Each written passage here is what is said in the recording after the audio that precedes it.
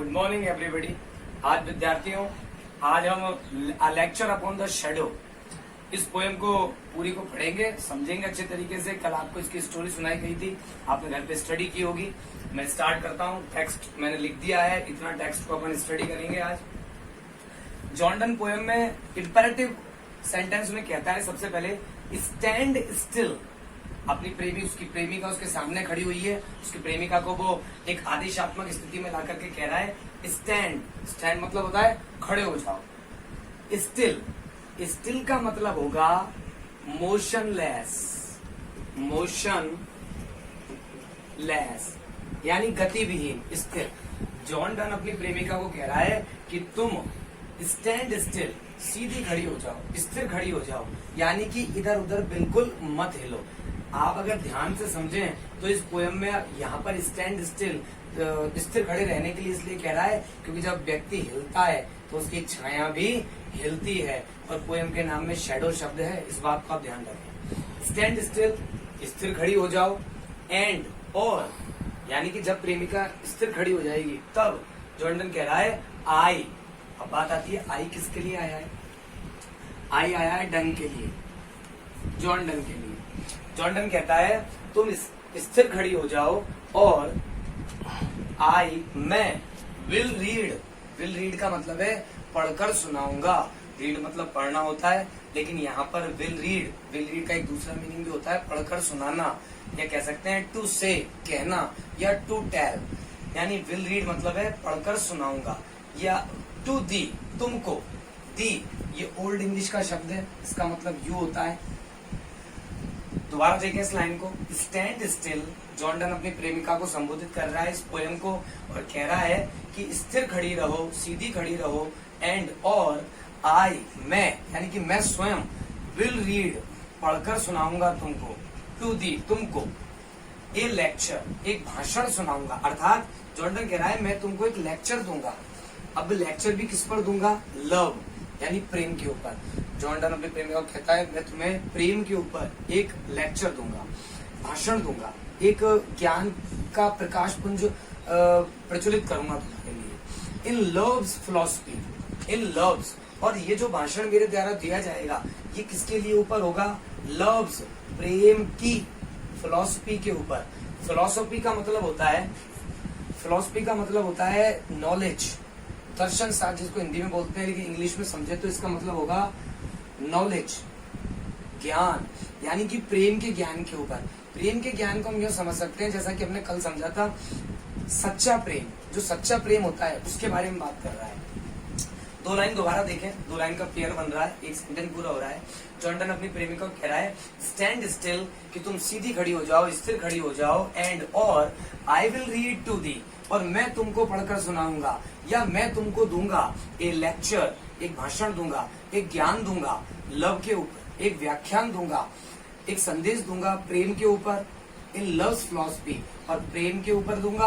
और इसके अलावा प्रेम से संबंधित ज्ञान होता है, प्रेम के प्रकार होते हैं, प्रेम की उत्कृष्टता होती है, प्रेम का जो एक गहराई होती है, उसके ऊपर तुमको संदेश दूंगा। इसके बाद अगली लाइन पे आते हैं अपन। ये दो लाइन आपके समझ में आई होगी। These 3 hours, ये 3 घंटे, यहाँ पर जॉन डन कह रहा है these, ये 3 hours, ये यहाँ पर थोड़ा समझने का है।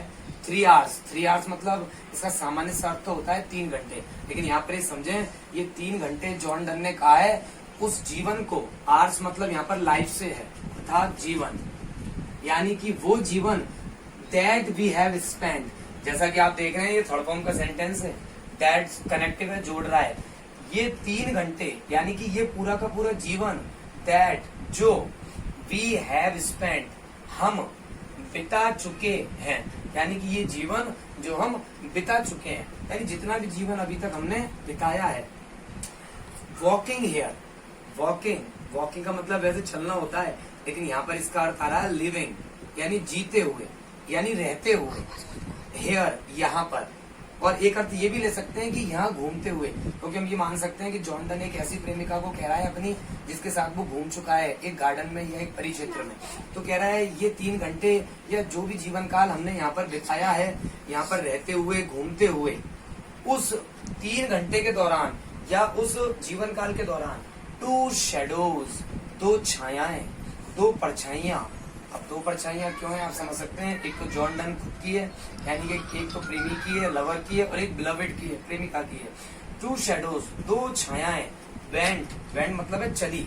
जब समझ सकते हैं ज्योग्राफिकल फैक्टर वर्क कर रहा है यहाँ पर, एक व्यक्ति जब चलेगा या एक वस्तु चलेगी तो प्रकाश से, लाइट के रिफ्लेक्शन में उसकी परछाई दिखती है। एक होती है तो एक, दो होती है तो दो।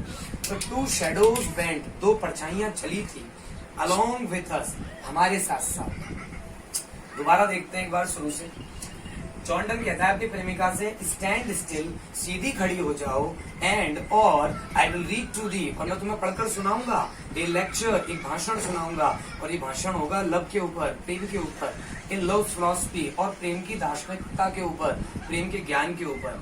फिर आगे कहता है दीज 3 आवर्स, ये 3 घंटे, दैट वी हैव स्पेंट, जो हम बिता चुके हैं, वॉकिंग हेयर, यहाँ चलते हुए, यहाँ घूमते हुए, इन 3 घंटों के दौरान, चलने की हमारी क्रिया के दौरान, टू शेडोज बैंड, हमारे साथ साथ दो छायाएं भी उत्पन्न हुई हैं, अलोंग विद अस, और इसी के साथ साथ ये हमारे साथ साथ ये परछाइयां चली हैं, अलोंग विद अस, हमारे साथ चली हैं, विच यहाँ पर आया है शेडोज के लिए, विच आया है शेडोज के लिए। ये यहाँ पर रिलेटिव प्रोनाउन है। रिलेटिव प्रोनाउन आपने क्लास में पहले सीखे थे, तो आप समझ सकते हैं रिलेटिव प्रोनाउन है, यानी कि संबंधवाचक सर्वनाम है, विच शेडोज के लिए लगाया गया है, यानी कि वे परछाइयां जो हमारे साथ चली, वी अवर सेल, वो अवर सेल, हमने स्वयं ने प्रोड्यूस्ड की थी, पैदा की थी। आप यहाँ देख रहे हैं ये सी के बाद कॉमा लगा दिया गया है, कॉमा लगा के ई गायब कर रखा है, इसलिए कॉमा लगाया है। ये जो एपोस्ट्रोफी आप देख रहे हैं, ये कॉमा लगा करके ई गायब किया हुआ है। प्रोड्यूस मतलब उत्पन्न की, गेव बर्थ टू, अगर इंग्लिश में कहें तो यहाँ से लेकर इन 5 लाइनों में जॉन डन अपनी प्रेमिका को कह रहा है कि तुम स्थिर खड़ी हो जाओ, मैं तुम्हें प्रेम के ऊपर एक व्याख्यान दूंगा, और प्रेम की दर्शन शास्त्र के ऊपर एक व्याख्यान दूंगा, और जो भी समय हमने बिताया है, उस समय जब हम जो जिस गार्डन में घूमे हैं, उस समय 2 परछाइयां हमारे साथ बनी हैं, और ये परछाइयां हम दोनों के द्वारा ही उत्पन्न की गई है। अब यहाँ पर ये परछाइयां 2 इसलिए है क्योंकि इनका प्रेम जो है अभी इनिशियल स्टेज में है, प्रारंभिक अवस्था में। आगे हम इसको देखते हैं।